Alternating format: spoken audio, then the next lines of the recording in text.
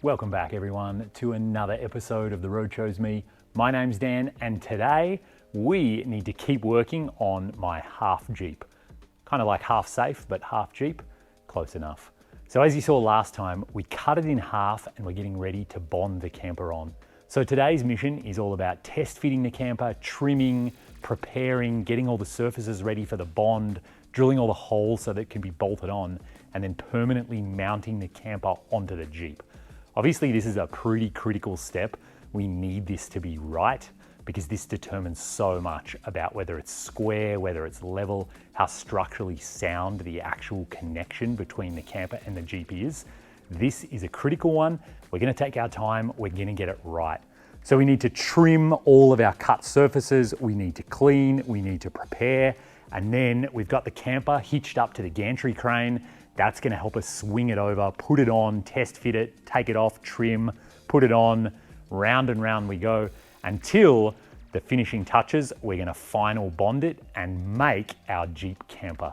So let's go for it. Let's get that camper bonded on to this Jeep.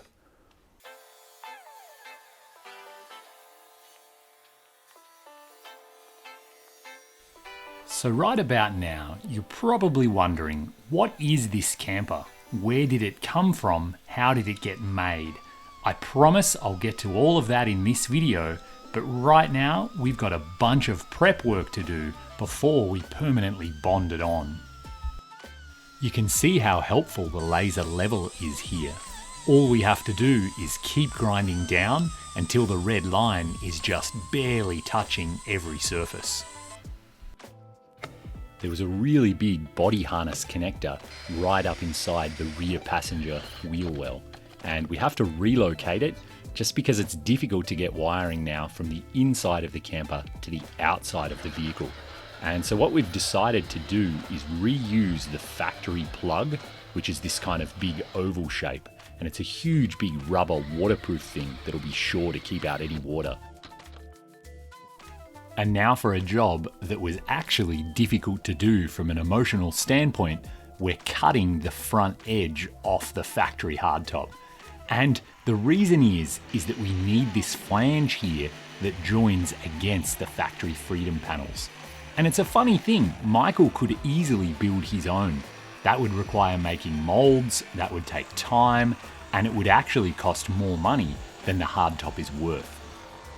So there's some strange compromises on this project where instead of spending an extra 100 hours in CAD and an extra 500 hours fabricating things, Michael has chosen to just do the path of least resistance, the path that gets us a finished vehicle that we can get out and start using as quickly as possible. Because after all, the whole reason to build this thing is to get out on adventures, not to just spend the next couple of years in the workshop making it perfect in every possible way. So you're going to see us make decisions and build things in a way that means we get on adventure as soon as possible. For a minute here, you've been watching me install the new rear bumper. I'm doing it now for a couple of reasons. One is that it will be a million times easier to do it now rather than when the camper is mounted. And also because the bumper's going to help us check that everything is square and level when the camper actually goes on. And I'm installing AEV's rear bumper here.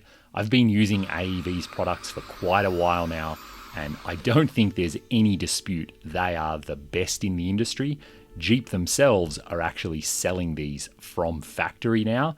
That should tell you the level of quality, precision, rust protection, and that these are even crash tested. I think they're the only aftermarket bumpers in the industry that are crash tested. I install the rear parking sensors out of the original factory bumper. After drilling holes in the plastic corner tanks, they bolt right in and work just like factory. After driving the Gladiator right around Australia, one of the things I really wanted to improve was having a really good reverse light. And so here, the AEV bumper has provision for that. And here I'm going to install Light Force's small 3-inch square flood LED. And this goes neatly in behind the rear bumper, so you can't see any of what I'm working on right now. but obviously it's really low down, and because it's a flood LED, it's going to give a lot of illumination so I can use my mirrors and to make the backup camera better. We need to weld some tabs onto the frame to mount the camper, and so I need to disconnect both batteries. I start out here under the wheel well, just like Michael's gas wrangler, and then I figure out this is not how you get to the little auxiliary battery. So I guess I'll go in from above instead. Oh well, with the wheel well out of the way, it's going to make some other future jobs easier, so I'll just leave it off for now.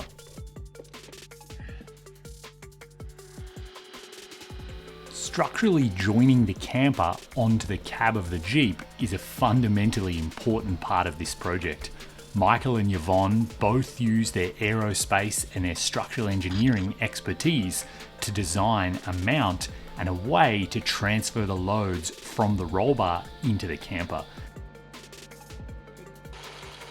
With the welding and the painting finished, we can trim up a couple of the original Jeep trim pieces and put them back into place to cover up as much of the roll bar as possible. We want this thing to look good on the inside. That's it. So after all that prep, it's finally time to swing the camper into place and see how close it is to fitting. We're going really slow and careful, but you can see it lowers on and it sits almost exactly where it needs to be. So check it out, things are looking a lot different than last time you saw it.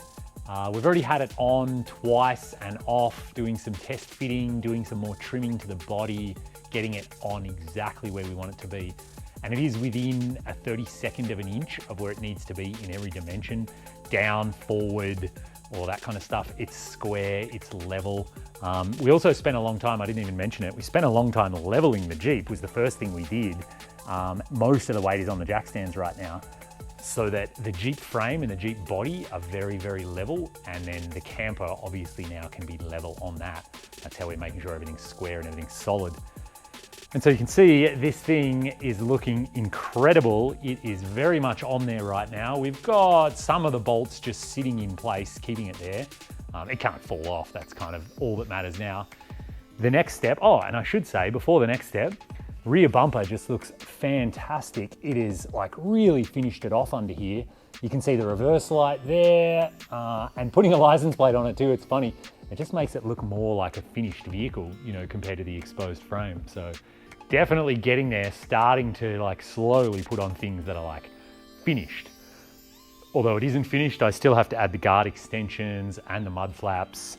So wire in that reverse light. So there's still things to do, but you know, it's getting there. Next step, Michael is going to start drilling through the camper and through the body of the Jeep so that we can start bolting it all together. Once all those holes are drilled, we have to take it off again. We have to clean everything. We have to bond prep every surface. We put all of our special glue everywhere, bring it back, and then that'll be our final fitting. So we're getting there. The camper is almost one and the same as the Jeep. And then there's only about 3 million things to do after that. Let's keep at it.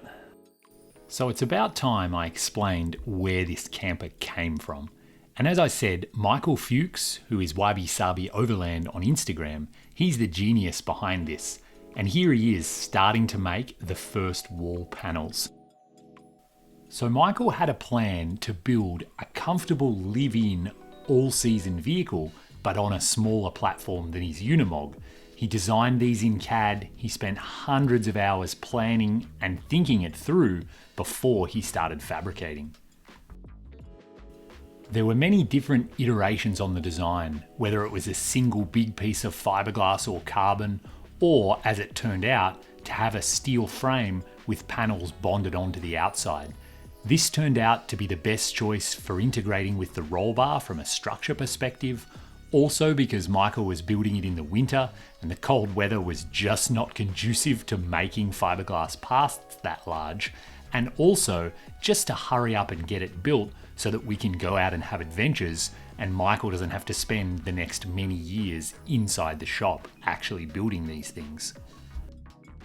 You can buy commercial panels that are composite and honeycomb interior, But Michael, with all of his aerospace experience, he wanted a different strength to weight ratio. And so he made the walls with a foam core, carbon fiber on the inside, fiberglass on the outside. Once all the panels were made, Michael could trim them to size and start cutting features into them like windows and doors. And you can see there's all the panels ready to be assembled. The question is, what do you assemble them onto? To answer that, Michael designed and fabricated his own internal steel frame to act as the strength for these panels. Here's one of the frames after he hand welded the whole thing together. Yes, there's a lot of detail in that. Both frames were powder coated white to prevent rust, and because they'll be visible on the inside, it's nice to have them looking good. With both frames in Michael's shop, you can see the volume of work that he has in front of him to assemble both campers. While the walls were custom made, the floor, the roof, and the front and back walls are commercially available composite honeycomb core. Using the steel frame as a template, all the panels can now be bonded on to that frame. Amazingly, there are no screws or bolts holding the panels on. This is all using glue, which is extremely common in the aircraft and aerospace world. Once the campers themselves were structurally complete, Michael was able to bond in the windows and the doors, which are both from Arctic Tern, who make incredible products. In the future, there'll probably be side access hatches as well. As well as the actual structure, Michael needed to fabricate wheel well inserts.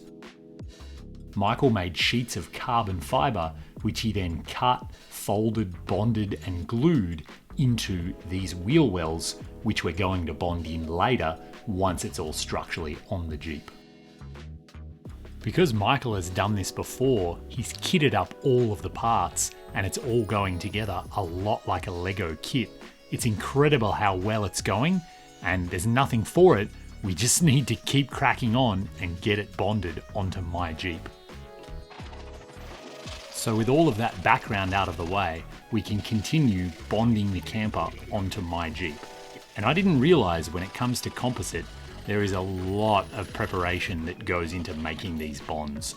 So we sandpaper everything down to get rid of the shine before we use a special activator on the different surfaces, whether they're steel, aluminium, or composite. And then we use this really fancy glue that's come all the way from Germany.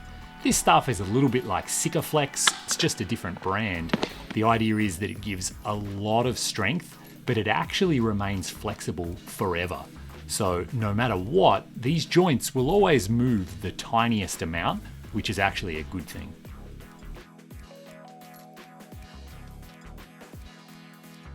And now with all that bond prep and glue down, we can move the camper on for the very last time. The clock is ticking. We don't have an unlimited amount of time to get this thing in place. So while we feel the pressure, it's actually really reassuring that Michael has already done this before on his camper. At the back, the camper picks up the original Jeep body to frame mounts. We're even using the original bolts, so they go right through and should provide exactly the same structure as stock.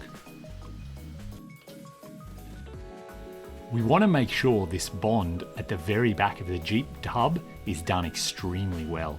Not only does it need to be structural, we also have to make sure this is really waterproof.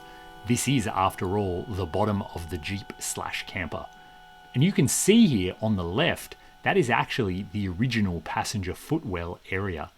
Michael left that intact because it's the perfect place to store batteries, water tanks, and anything else that's heavy. Again, he could have manufactured such a space himself out of carbon fiber or fiberglass, but really, the Jeep body already provided it, it's already tough and waterproof, and it was already there, so it didn't make sense to cut it away just to remanufacture it again. Later on, we'll cut out some access hatches in the floor so we can actually get into these volumes.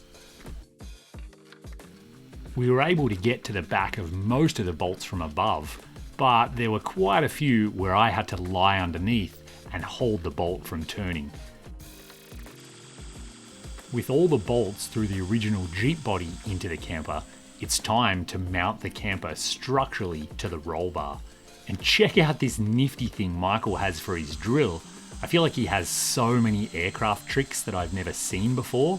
It's essentially a portal axle for a drill, changing the direction, changing where it goes down and around, so you actually drill back towards yourself. Pretty handy in a tight space. So there we have it, guys. The camper is now bonded onto the Jeep.